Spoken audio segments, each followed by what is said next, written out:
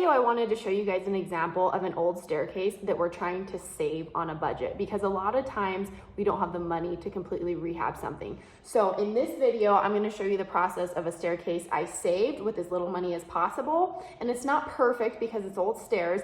And then in the next video I'm going to show you an example of a staircase that we completely redid. Budget was much higher and it looks beautiful, but sometimes that's not the situation. So here's what I did on a tight budget on this staircase. The stairs that I started with have always been covered in carpet to my knowledge, and they have paint on them, and I had to pull a ton of staples out. Obviously I had to pull the tack strips off, so I had already done that before I filmed this little section. I sanded all the steps down really well, but of course my orbital sander could not fit in the edges and the corners well. So I used this little attachment on my multi-tool, and that got the corners and really close to the edges perfectly. I didn't worry too much about the risers because I knew I was going to paint those, but here's what the stairs looked like once they were sanded. I did try a couple of stain samples, and honestly they all looked horrible. I think it's just because it was probably a cheap old builder grade wood.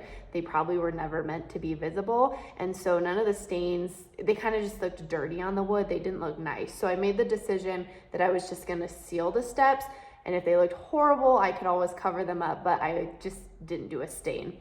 And that ended up being the best look. One thing that I considered was a gel stain, because gel stain I think covers a little bit more defects than a normal stain would. However, I could not find a gel stain that was recommended for a floor or to be walked on.